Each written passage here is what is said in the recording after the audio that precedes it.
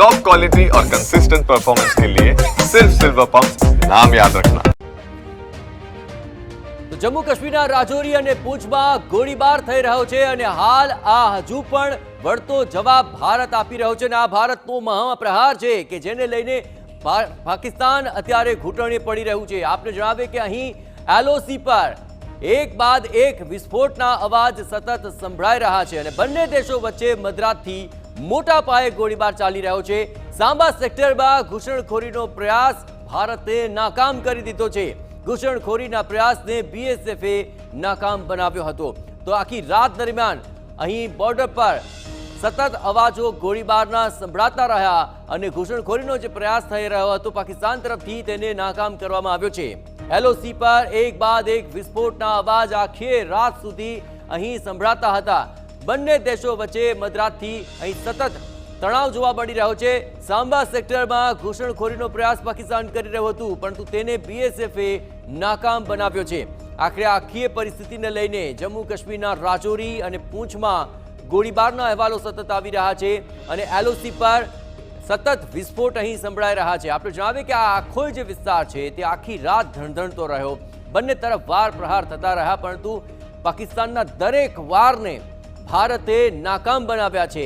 પાકિસ્તાનના એક પણ વારને પોતાની સફળતા સુધી પહોંચવા નથી દેવામાં આવ્યો। ભારતની મજબૂત ડિફેન્સ સિસ્ટમને કારણે પાકિસ્તાન સતત હાર પર હારનો સામનો કરી રહ્યું છે અને પાકિસ્તાનની આ ભૂલ અને તેના તમામ પ્રયત્નો અત્યારે નાકામ થઈ રહ્યા છે।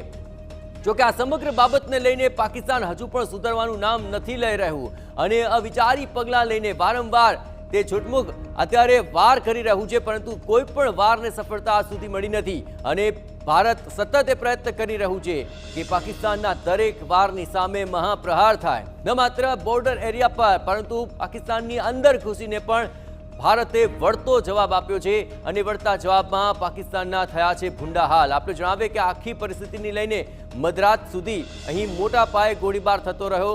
સતત અહીં ધડાકાઓના અવાજ સંભળાતા રહ્યા હવામાં, જમીન પર અને સાથોસાથ અહીં આખા વિસ્તારની અંદર જે સતત પાકિસ્તાન તરફથી વાર થઈ રહ્યો હતો તેનો ભારતે મજબૂત રીતે જડબાતોડ રીતે જવાબ આપ્યો છે।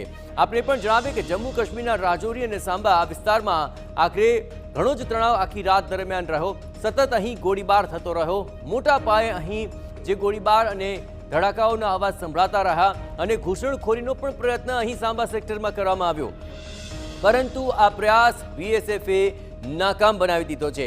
આ આખા રાત દરમિયાન જે કાર્યવાહી થઈ તેની આ તસવીરો આપ જોઈ રહ્યા છો। ઠેર ઠેર અહીં તબાહીનો મંઝર જોવા મળી રહ્યો છે। પાકિસ્તાન જે પ્રયત્ન કરી રહ્યું છે તેનો 10 ગણો જડબાતોડ જવાબ ભારત આપી રહ્યું છે અને તેને કારણે પાકિસ્તાનને અત્યારે તો પાછી પાની કરવી પડે તેવી આ પરિસ્થિતિ સર્જાય છે। ઘૂંટણે પડી ચૂક્યું છે પાકિસ્તાન। તેના સુપડા સાફ થઈ રહ્યા છે કારણ કે તેણે વિચાર પણ નહીં કર્યો હોય કે તેના વાર પર ભારત આટલો મહાપ્રહાર કરશે। તો હાલ તો જમ્મુના વિવિધ વિસ્તારોમાં સુરક્ષાની સમીક્ષા લઈને ઓમર અબ્દુલ્લા ત્યાં જવાના છે અને જમ્મુની સ્થિતિની સમીક્ષા CM ઓમર અબ્દુલ્લા અત્યારે કરશે કારણ કે જે પરિસ્થિતિ બની છે તેને લઈને CM ઓમર અબ્દુલ્લા જમ્મુ જવા માટે રવાના થયા છે અને હાલ અહીં જે પરિસ્થિતિ પ્રવર્તી રહી છે તેની તેઓ સમીક્ષા કરશે। પાકિસ્તાનના હુમલા સતત અહીં થઈ રહ્યા છે અને તેની સામે જડબાતોડ જવાબ ભારત આપી રહ્યું છે। એવી તબક્કે જે તસવીરો સામે આવી રહી છે તે આપ ટીવી સ્ક્રીન પર જોઈ રહ્યા છો। અત્યારે મહત્વપૂર્ણ અપડેટ આવી રહ્યું છે। જમ્મુ કાશ્મીરમાં પાકિસ્તાનના ગોળીબારમાં ઉરીમાં નુકસાન પહોંચ્યું હોવાના અહેવાલ મળી રહ્યા છે। મકાનો અને ઘરની બહાર પાર્ક કરેલા વાહનોને આ નુકસાન પહોંચ્યું છે। તસવીરો આપની સામે કે જ્યાં મકાનની બહાર જે વાહનો પાર્ક કરેલા હતા તેમાં નુકસાની થઈ હોવાની આ તસવીરો સામે આવી રહી છે। આ ઉપરાંત મકાનો અને દુકાનોની અંદર પણ ગોળીબારને કારણે નુકસાન પહોંચ્યું છે।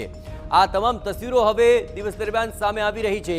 રાતના અંધકારમાં પાકિસ્તાને જે હરકત કરી છે હવે દિવસના ઉજાસની અંદર આ તમામ મંઝર સામે આવી રહ્યો છે। તસવીરોમાં સ્પષ્ટ થઈ રહ્યું છે કે પાકિસ્તાને જે અહીં વાર કર્યો છે તેને લઈને અહીંના ઘર, દુકાન અને વાહનોમાં અત્યારે નુકસાન પહોંચ્યું છે।